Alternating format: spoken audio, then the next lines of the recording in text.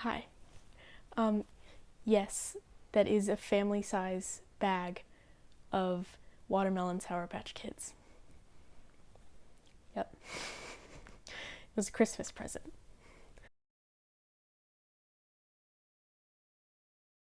Welcome. It has been a while. Um, so basically, I just wanted to rattle off some story ideas real quick because I'm tired and I should probably go to bed, but you know what? Inspiration struck. So here we go. I got my little book of stuff. Okay, so there's 9 things. So basically, I'm just gonna start. Okay, first on my list, I heard this song. Okay, I heard it first in Endgame. They open Endgame with a song that's not the Marvel theme or any or whatever. It's terrible. The song is called Dear Mr. Fantasy, and it just has this amazing riff. I'm not sure if it's guitars or bass, but it's just I love it. It's great. Basically, I heard that song and I was like, I need to write a story based on this song. And I haven't yet. I just wrote it down. So that's probably the worst idea I have so far. Um, just because there's no elaboration. Next on the list. I only wrote down kitten claws. So I'm guessing, first instinct that comes to my head, a kitten is a nice little sweet thing, little fur ball, cutie little thing. And claws are sharp and dangerous. So something that's cute that's also dangerous.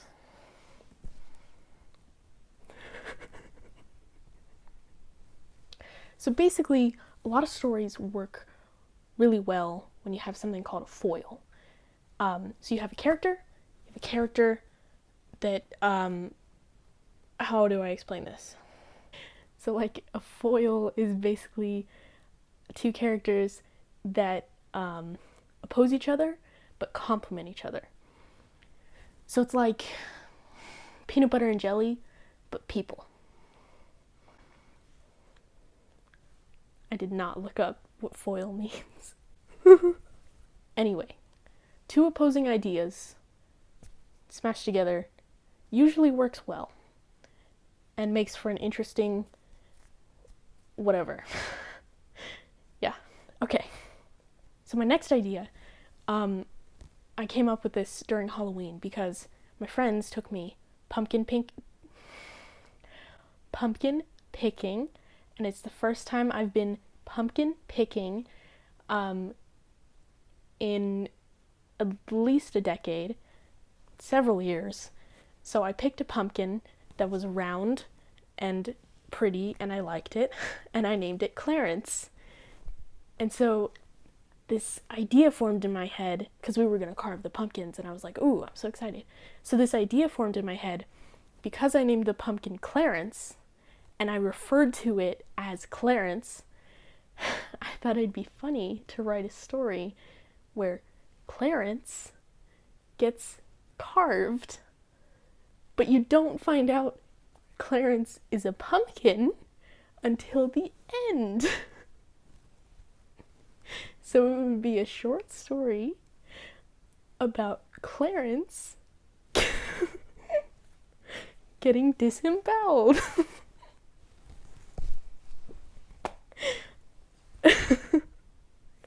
I don't know why I find that really funny, but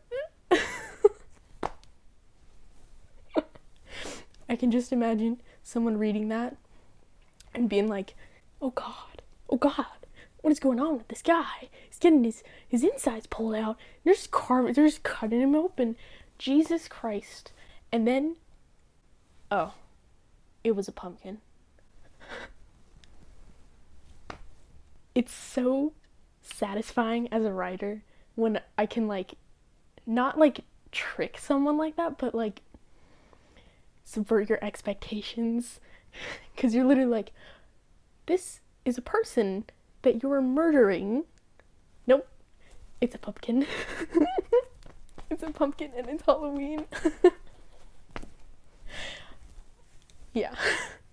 So I might be insane, but you probably already figured that out, so we're good. So my next idea, just forewarning, I really like to write about murder. It's exciting. There's always a mystery. There's always motivation and stakes and conflict. And that's the couple, those are the multiple things that make a story great, is when you have stakes, goals, and plot. I think that's the third one. Yes. Goals, stakes, plot. Unless it's motivation. Anyway, so let's say you had a murderer as your protagonist. Their goal would be to kill someone. The stakes, someone dies, or you're gonna get caught and go to jail or killed. So those are your stakes. And then the plot just kind of naturally builds up from there. So you have your murderer kind of like picks the person they want to kill and then stalks that person and then kills that person and then avoids the cops and gets away. Or they get caught. And usually if a murderer gets caught, it's probably going to be a story from like a detective's perspective. If the murderer gets away, it's probably going to be from the murderer's perspective, because that's more satisfying, because it's like, I achieved my goal. You know, whatever. The third idea I had, because I just went on a tangent about murderers, the third idea I had, so basically what I just wrote down is a telepath is going to get murdered. And they have to find their murderer, and it's a story about kill or be killed. So basically I had this idea. A telepath wakes up from a dream, and in that dream they see themselves getting killed. They know where, and they know how, but they don't know why, when, or who kills them. So they need to find those three things. That's the goal. Find those three things. Oh, one of the goals. Another goal, obviously, don't get murdered. So I just had this like really exciting idea that the telepath has this dream about them getting murdered, but they don't know whose eyes they're seeing through, so they don't know who their murderer is. And every time they have a vision of them getting murdered, or like they can see into the murderer's head, and they can see the like the planning and like fantasy of killing them. So every time they see that, they're like in a crowd or something, so they have no idea whose mind they're in. And then that raises the stakes, because they're like, I have no idea what's gonna happen. I have nothing. Literally nothing. But as the story goes on, they'll obviously gain more information, and they'll learn more about their potential murderer. Yes. I'm very excited about that idea. But it's cool. It's like you're a telepath. Wow. A lot of my story ideas include magical powers, like telepaths, teleporters,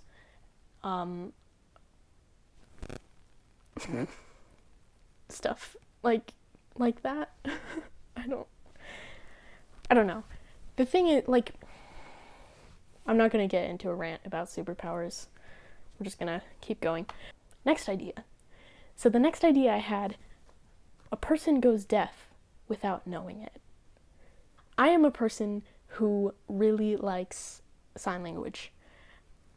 It started when I saw that show Switched at Birth, because like half the characters are deaf, and it's so fascinating to me. That show, I really liked the premise. How, like, these certain circumstances cause this character to go deaf. And that's just how she has to live. Like, that's just who she is now. I really like deaf culture as well. It's so fun. I don't know. It's exciting. So after watching that show, I bought a book to teach myself sign language. I'm not very good at it, but you guys obviously know that I know some sign language because I do it all the time in these videos. The end thing I do this, that actually means I love you, just so you know. Yeah, so I really like sign language, and deaf culture is very interesting to me. And I am a person who loves music and movies, and I'm actually kind of hypersensitive to sound. Like, I can hear when the AC comes on, and my sister can't. Anyway, not being able to hear everything is like really super intriguing to me, just because like I feel like I hear everything. And so trying to experience not hearing something, it's like it's almost impossible for me to imagine complete silence, because you're always hearing something, whether it's your heart rate, your breathing. Like, some people can hear their eyelids shutting and opening again. There's like this sound. I should probably do this. Like, you can hear that. Like, your fingers make noise when they touch each other. A lot of people don't hear that. That's normal people, I guess. I don't know. Because our brains tune out a lot of sounds. So that's why when you're in a coffee shop or a library or wherever where people are, you don't hear every individual conversation because it turns into white noise and you can tune everyone out.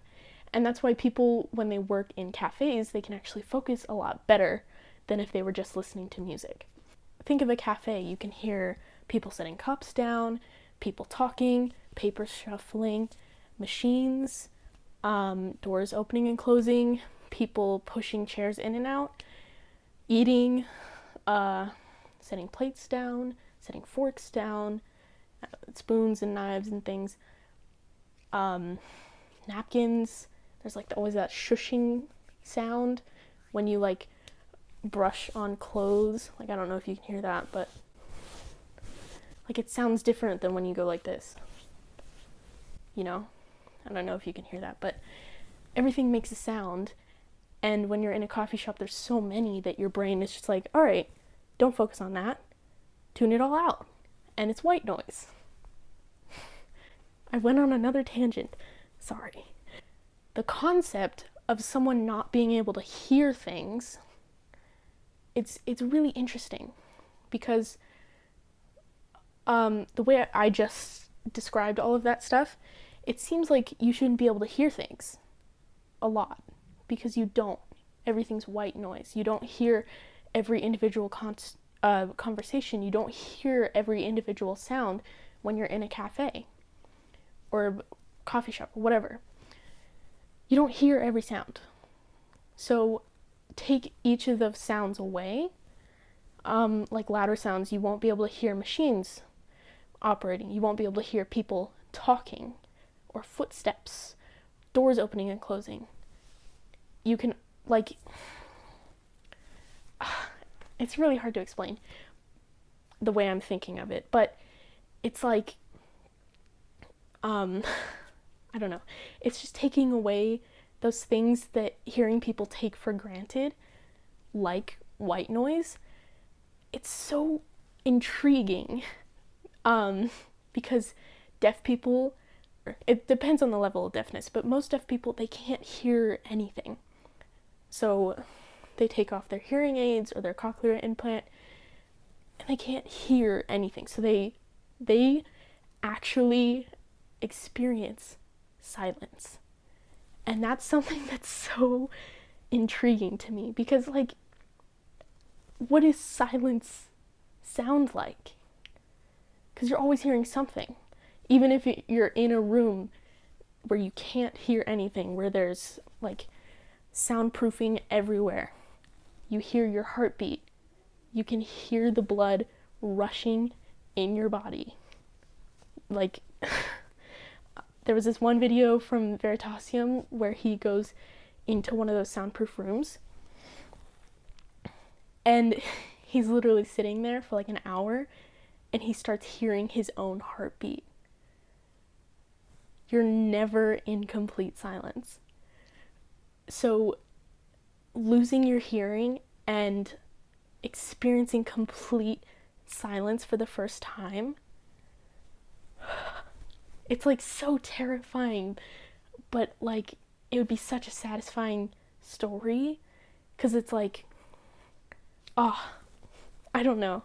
I can just imagine a scene where a character doesn't know they're deaf, or doesn't know they're going deaf, and so they snap by their ears.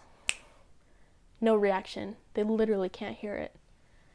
They do it again, and they look at their hand to make sure. I just snapped. There should be a sound. I could feel my fingers hitting my palm. I can feel that, but I can't hear it. And like, for me, someone who I feel like I hear everything, experiencing that sort of silence, it like gives me goosebumps, because it's like silence. I said silence a lot, but I hope that like concept gets through to you a little bit, because it's like, we hear so much every day, so much, everything. We all drown it out. So if you're deaf and you can't hear anything, what would that be like? Especially if you didn't know you were deaf.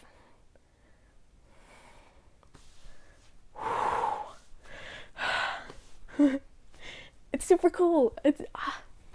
I need to move on, but like, that concept it like literally makes my hands shake, because it's so it's so exciting to think about. There we go. Next idea. I watched a movie. It's called Wander. It's with the guy who played Harvey Dent in Batman. His name is completely escaping my mind. What is his name? Whatever. Harvey Dent from Batman. That guy. The guy. I'll put a picture here. Or his name. Put his name. His name. It's Aaron Eckhart. How did I forget this? It's Aaron Eckhart. Okay, anyway. He plays like a paranoid schizophrenic in this movie. And he thinks microchips are being implanted in your heart. And that's, the government is tracking you. They're killing people. And they're like bribing everyone so you don't talk about it. But everyone has one of those chips. And he thinks that he has one and that he's gonna get killed. So it's kind of exciting.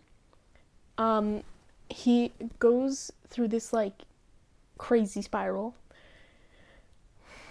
And it's pretty cool. It's like, it's not the greatest movie ever, but it's a really cool character study. So that's it. It's called Wander. So anyway, explaining that, I had this idea where a character is like abducted by aliens, and they literally tried to tell everybody. They're like, I was abducted by aliens. They go to the police, they tell their family, they tell their friends, they like write a bunch of articles about it, they talk to the press, and they're like, I was abducted by aliens and no one's saying anything about it and I'm really concerned. You know, like that kind of vibe. And everyone's like, you're crazy, writes them off they're completely alone basically, because their family's like, okay, you're crazy, we're leaving now. Their friends are like, I don't want to hang out with a crazy person, and everyone's like, okay, well, you're totally lying because you just want attention. Like that kind of thing.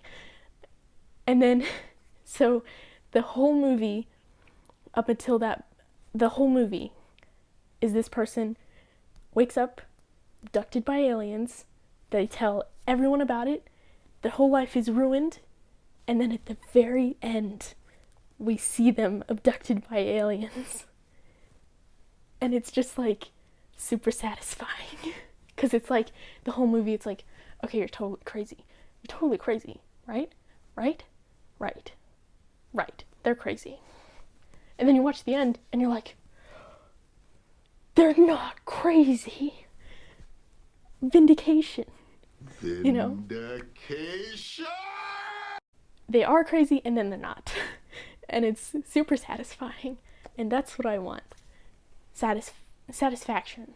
Because that's what makes a good story, like, that's what makes people want to watch it again. Because it's super satisfying. Hi, so I gotta make this fast because it's the end of the video and I'm wearing a different shirt because it's a different day, and yes, those are still the Sour Patch Kids, and I got these new boots for Christmas and I really like them, and I've only worn them once. I just wanted to show you because I'm really excited about them. Anyway, sorry this video was really, really long. There is going to be a part 2. I'm actually editing right now. I'm in the middle of editing. I stopped so I could make this. Anyway, thank you for watching the entire video. Sorry about all the rants, and I hope everything was explained kind of well. I did watch it, and my brain works weird. That's all I can say. So, thanks for watching the video, and I'll see you next time for part 2, and yeah, bye.